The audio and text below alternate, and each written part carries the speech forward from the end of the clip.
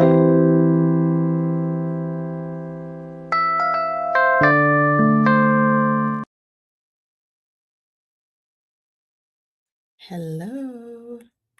and welcome to episode 2 of the Sanctuary Sessions.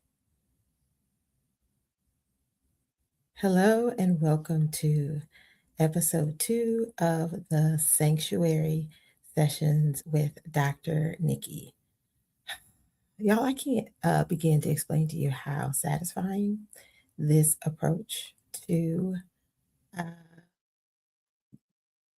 YouTube feels for me, because as exciting as the other version was, I'm just not that person at this point in my life. And, that really is what the sanctuary sessions are all about for me, or the sanctuary framework are really all about for me. It's like I am embodying and honoring what my body really needs more than any other time ever before. And like, it's one of those things where when you know you're in alignment, because when it feels good, you want to do it more. And then the more you do it, the easier it gets. And it just compounds on each other. And so I am excited to come here in this space and do this work. It feels so breezy. Um, and cool, right? Now, that's not to say that I won't get lively in these sessions, because I'm a lively person, ADHD through and through. And so, surely, when I start to get excited or impassioned about something, when I'm on a roll, you will know it. You will hear the change in my volume and the cadence of my tone. But even being able to approach it this way feels like uh, quiet calm. I had a dream, a goal, desire to have my own radio show for a long time. I literally just remember that. So I think that's probably why this also feels so good, because it feels like it's my own personal radio show. So last week I just gave an overview of like where I've been and what the sanctuary is all about. And I just want to continue that conversation and get a little bit more in depth about the sanctuary and how I even came to that name. I was listening actually to Joy Reid, the Joy Reid show, which is her own personal streaming news show that she has now, and she had Tiffany Cross on there earlier this week, and she said something that resonated so much with me. And that Tiffany Cross said something. She said that that folks are asking her all the time, like, "What do we do? Like, what the hell is going on?" Right? As the United States, and really a good deal of the world, continues to devolve into authoritarianism, and we really are living in a state of constant onslaught of trauma and terror and uncertainty and meanness, callousness, dehumanization. And so she was saying, like, people encounter like, what do you do? What are we supposed to do? Like, and she said that this is the part that resonated. She said that there's nothing we can do but build a shelter so that we can withstand the storm. And I was like, that's exactly why I have the sanctuary. It's because what I deeply believe to be true is no matter what is happening on a broader social, political level, we cannot begin to undo any of the harm, any of the um, like collective dehumanization, none of this bullshit. We can't undo it unless and until we have done our own internal work. That saying that like hurt people is exactly how we're in this situation. The people that are dominant, that have the power, that are acting power over us, that have created all of this wealth imbalance, that have really the psychotic delusions of their traumatized brains that we're all caught up in, is because they are traumatized. They are unhealthy. Uh, they lack empathy. They are disconnected from their own humanity. And the antidote to that will surely be political and through policy and societal, but we don't get there unless we've done our internal work. And I will die on that hill. You can't convince me of anything otherwise. I have said before, I will say here again, I deeply believe that Black women are the highest expression of humanity, period, full stop. And I believe that the work that I'm doing in the sanctuary is in service to that belief. My goal is, and through my work of my own, so that I can learn and grow and that I can model and that I can be um, in the depths of my spiritual awareness and wisdom in combination with all of my expertise as a licensed psychologist, is to help Black women move from insight into integration. I don't think the issue is that we don't know collectively that things are broken. We're very clear that things are broken. We know all the ways in which we have to crunch and fold in and hide and shave off and dismiss parts of our humanity to survive in this system. And yet, I think we lack the places, the access, the resources, and the support to fully live out that knowledge, to fully live out that insight.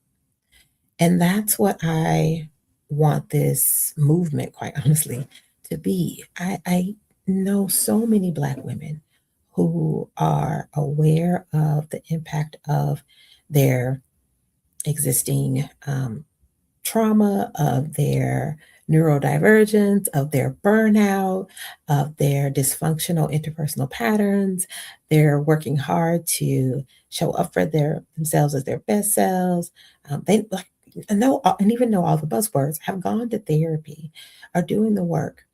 And I think a large part of what's missing is the deeper embodiment of it, the integration of it all, right? I hear podcasts, I hear or read things or see things on social media, and I think people get intellectually some of the building blocks, right, of what we need to transform ourselves sustainably.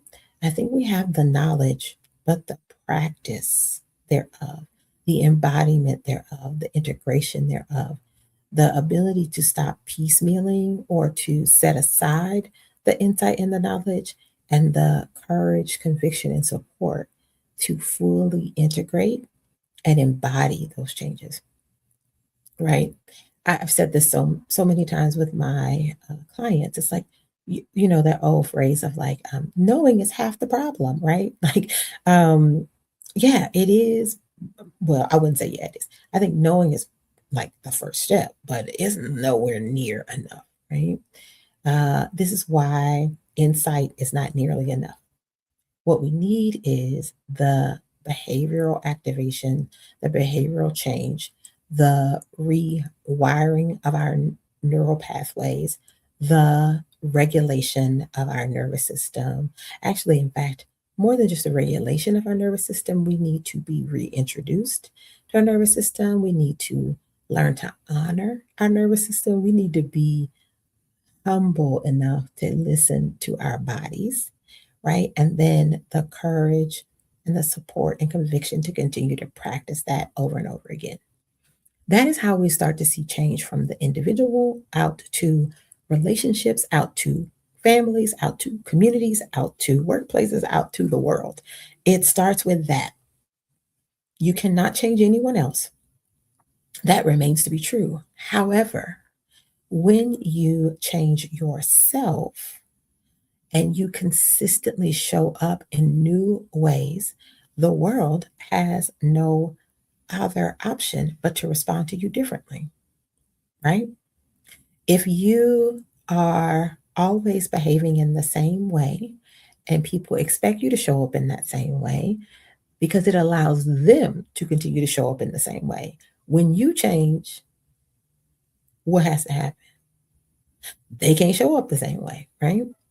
So this is why the individual work isn't so important, but why I also want to encourage us to think about how we can connect with each other, to hold each other gently not even accountable, but to support each other. I think that's a better thing, right? Sometimes when we say accountable, it can sort of sound like you're needing to do something in isolation.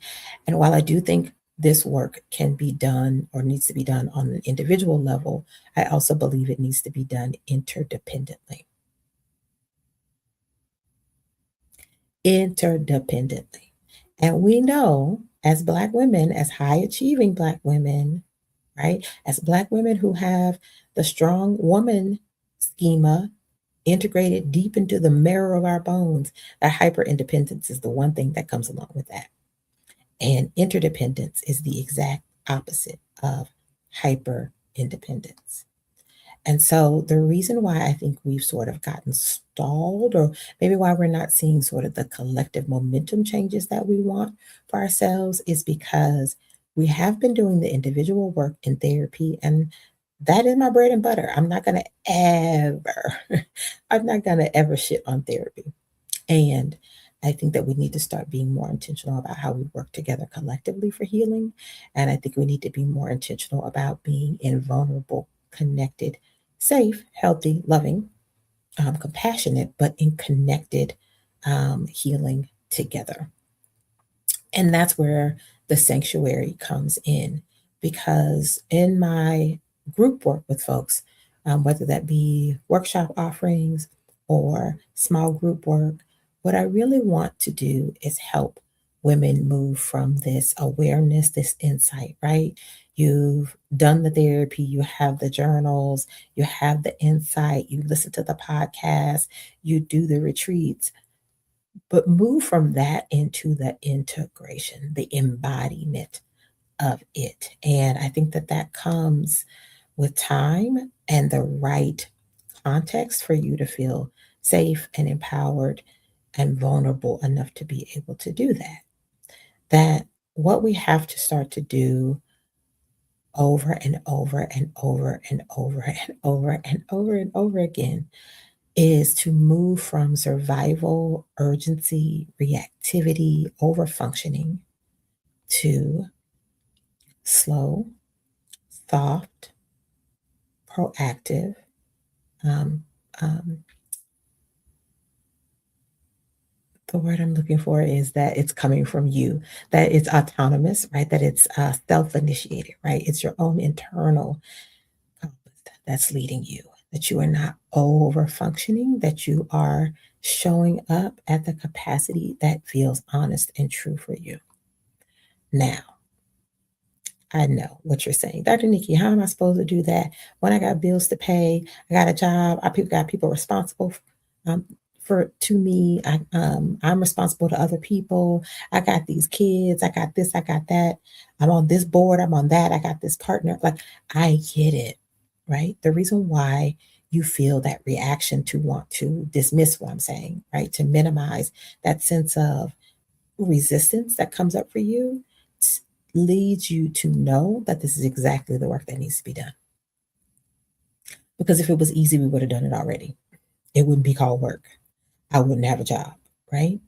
That source of that, the moment that the piece comes up of like, she on that bullshit. Like, does she not live in the real world? That's the moment that you need to lock in and really start to ask yourself, what would it be like to make a radical change in my life?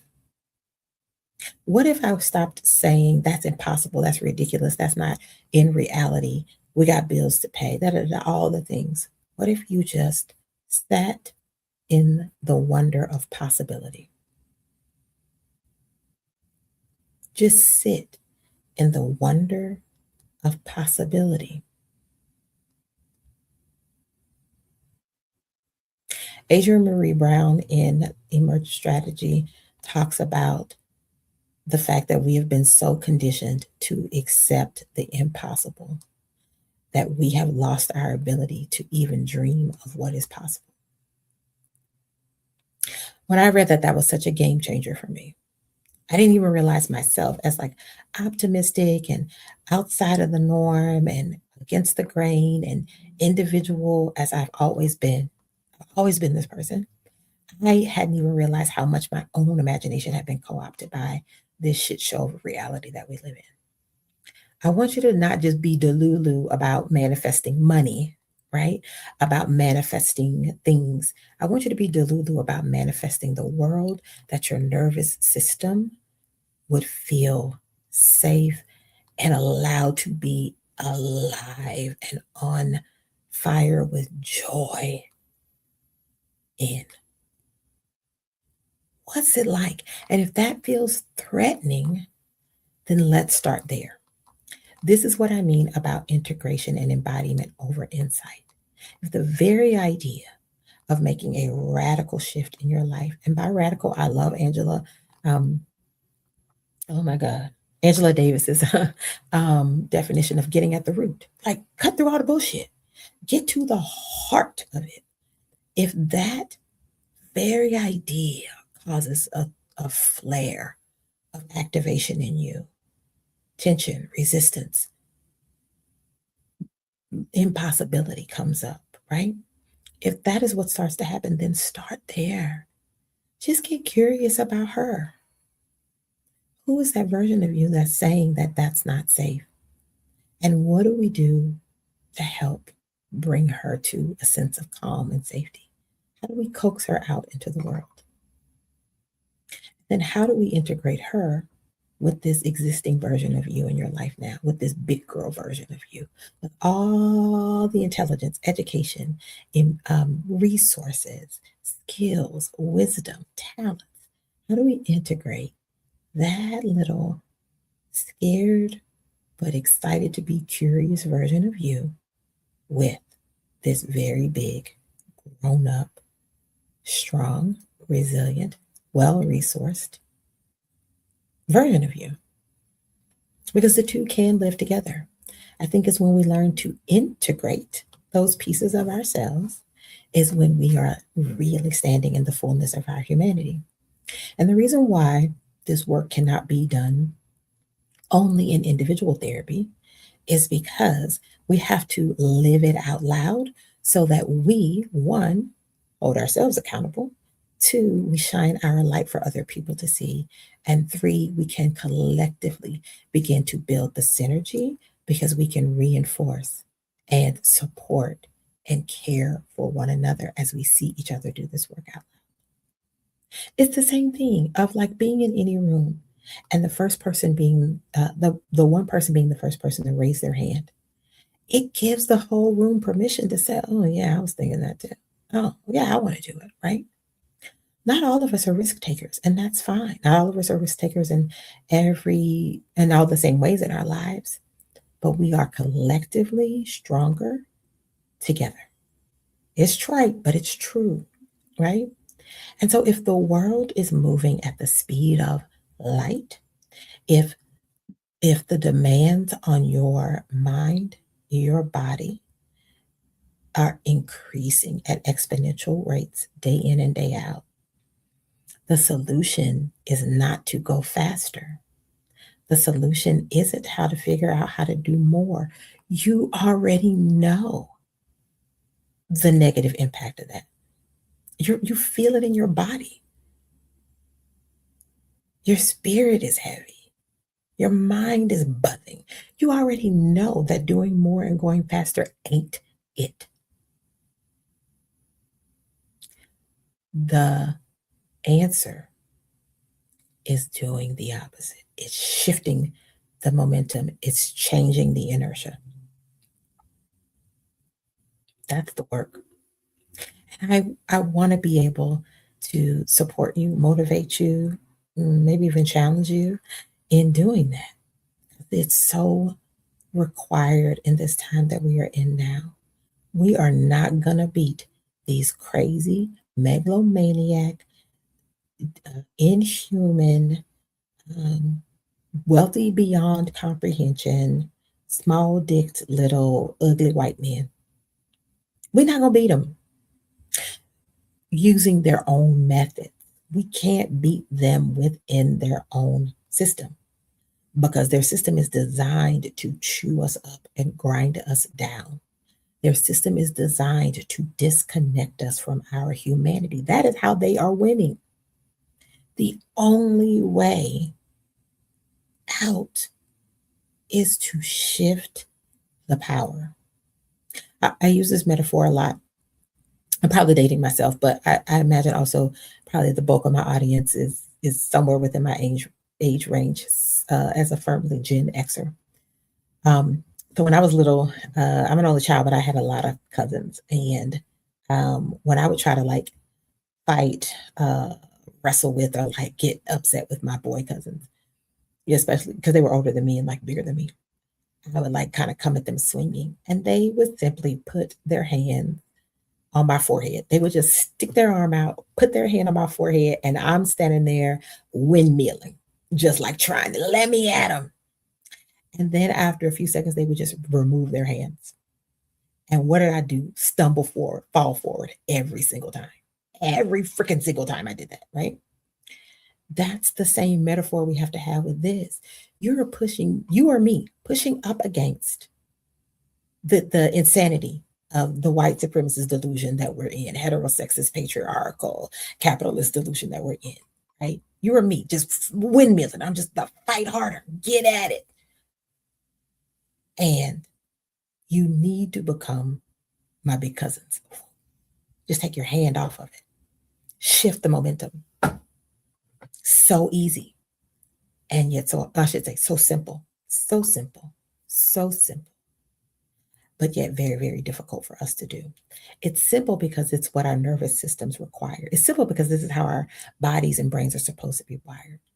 It's simple because our human expression is one in which we are connected, in which we move at the pace of our humanity, in which we are in relationship with one another, in which we are allowed to have psychological and emotional safety with each other, in which we are allowed to express our individuality and be in harmony, collective, integrated, interdependent relationship with one another, with joy, with pleasure, with fun, with delight, with diversity.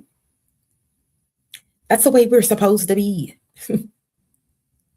This right here feels so awful, so shitty, so exhausting because it's the opposite of how we're supposed to be. So how you think you're gonna get to how you're supposed to be doing more of what you already been doing? You it just don't make no sense, right? So when I talk about the sanctuary, the framing has multiple layers, and I call it the sanctuary because sanctuary should invoke safety. Sanctuary means protection. It's a place of safety outside of harm, outside of threat, right? That's why we have sanctuary cities, right? It's a haven, right? A safe space. It offers protection and shelter in the storm, right? And so when we talk about the sanctuary, the way that we get to safety is first through our bodies. You cannot override your nervous system. You cannot override your limbic system. That amygdala that tells you that a threat is there. All of all of our bodies that are feeling like, hey, I can't even rest. I can't go to sleep. I'm on high alert. I'm hyper vigilant, right? That feeling of like, ah, that's our amygdala. It is inflamed on fire. It's not supposed to be constantly open and responding like that. It's supposed to be in a place where our nervous system allows us to respond effectually to threat and then turn off, go back to a steady state, go back to neutral. The problem is the beautiful thing about human beings is we can adapt to anything. We can adapt to anything. So we've adapted to this pace of dysfunction. We've adapted to this pace of inflammation and irritability and fear and anxiety and disconnection and loneliness and isolation, and dehumanization. We've adapted, but we can always change. This is the beauty of neuroplasticity. That our brains, you can teach an old dog new tricks, right? No dog that don't have dementia. You can rewire your brain, but that starts on the nervous system level, and that is where safety exists. That's you are your own sanctuary. You are your own sanctuary. And if your body doesn't feel safe, if it doesn't feel like home, then that is the work that we need to be doing together to create the sanctuary, to bring you back to a time in which, or a place in which you felt whole, aligned, and integrated. And if you've never had that time for yourself, that's okay. You can still find it because that is your birthright. If you've grown up in a context in which it has been chaos and harm and abuse and loud and dehumanizing and under resourced and disconnected and wounding from day one, I hear you. I'm sorry that that has been your experience. And you were born with all of the resources and tools in your body to help you get back to a place that is your birthright, in which you come back into alignment with self, in which you recover from all of that harm, in which you find a pathway to live in full, harmonious, joyful, pleasurable, authentic, self compassionate alignment with yourself. Okay? So go back and see if you can remember what that feeling was like when you felt the first moment of resistance, as I was talking about radical change, about slowing down, about doing things differently. And just be gently curious about that version of yourself. Gently curious. That's it. That's all. Because the more you listen, the louder that part of you will become. It'll say, oh, she's paying attention to me. Hmm, hmm. Maybe I can tell her a little bit more. This isn't about fixing. This is about integration. This is about alignment. This is about calibration, right? The sanctuary is designed to hold all of you in the complexity of you, in the fullness of you, in the humanity of you, flaws and all, talents and all, weird idiosyncrasies and all, specific needs and all, specific contributions of your talent and joy and your special sauce and all the things. But you start with honoring yourself. Okay? If you are in the Houston area and any of this sounds like it is fully resonating with you, where you're like, yeah, I want to do that. I am offering my first workshop of the year on February 7th. You can register for the workshop at the link below. It'll be in the show notes. It is called the Sanctuary Workshop. Tickets are on sale now. Registration for the workshop is are on sale now for early bird pricing through January 26th of $147. It's a 3-hour workshop. We're going to go over all 4 parts of the sanctuary framework. We're going to talk about authenticity, self compassion, intimacy, and pleasure. And we're going to do some grounded, integrative, embodied work, along with helping you have some different ways of thinking and tools about how to sustain that. The goal for the sanctuary workshops are to help you be rooted and not rushed. Shift the momentum. So, again, if you're in the Houston area, February 7th from 11 a.m. to 3 p.m., it's a 3-hour workshop with light bites and some beverages, and it's going to be a good time. I'm so excited about that. If you have any questions at all about it, you can always email me at Nikki at drnikkiknows.com, Nikki at drnikkikinows.com. If you have heard something today that resonated with you, please drop it in the chat. I would love to hear more about what's connecting or what questions you have. And as always, Be a friend to the show. Like, subscribe, comment, and share. I really want this conversation to be an ongoing one. I want us to think about this work as going deeper and deeper and deeper over time, and we can build community here, right? If you're not in the Houston area and some of the things that I said today resonated, you can always reach out to me for therapeutic work. And then later on in the spring, I'm going to be opening up my first small group cohort. If that feels like it might be exciting for you as well, be on the lookout for that. That'll be launching in March. So, what are you going to bring to the sanctuary this week for yourself? I hope it is love. I hope it's rooted in joy and kindness and alignment for who your real, authentic self is, without compromise, without masking, without diminishment. Thank you so much for joining me.